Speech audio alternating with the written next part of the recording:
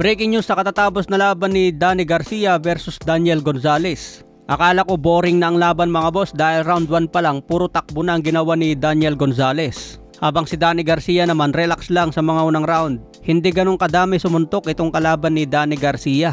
Mas marami ang takbo kumpara sa suntok niya.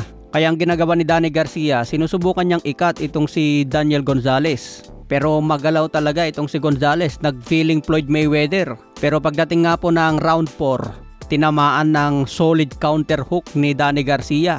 Matagal nang pamatay ni Danny Garcia ang kanyang left hook. Matatandaan na itong left hook ni Danny Garcia ang nagpabagsak din kay Eric Morales.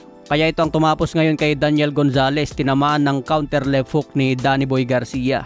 Kaya panalo by knockout sa round 4 si Danny Boy. Sa ngayon may bago ng kartada si Danny Garcia na 38 wins, 22 KOs, may 4 na talo. Hindi ko alam kung magpatuloy pa rin sa pagboboxing si Danny Boy o magretiro na. May pinopromote kasi si Danny Garcia na sariling promotion. Pwede nang mag-focus si Danny Garcia sa paghanap ng mga bagong prospects. Kasi base dito sa pinakita niya mga boss, kung malupit itong kalaban niya, medyo tatagal pa talaga ang laban. Itong kalaban niya kasi ngayon malayo sa level ni Danny Garcia. Akala ko magbigay ng upset itong si Gonzalez mga boss dahil malaki ang panalo kung magbigay ito ng upset.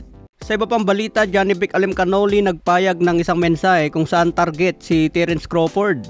Ayon sa kanyang post, kung maipon daw ni Johnny Vic ang lahat ng titulo sa middleweight, gusto niya palagan agad si Crawford para labanan daw ng dalawang undisputed champion.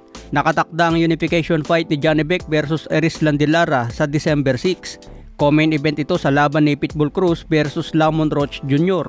Hawak ni Johnny Vic ngayon ang WBO and IBF, habang hawak ni Lara ang WBA.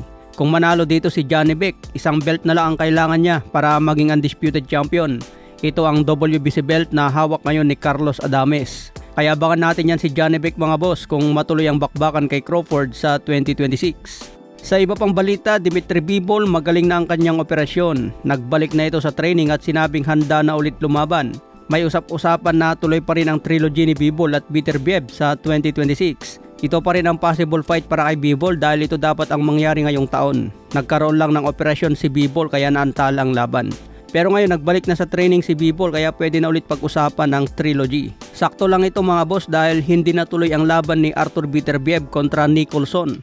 Dapat undercard ito sa laban ni David Benavides versus Anthony Yarde ngayong November 22.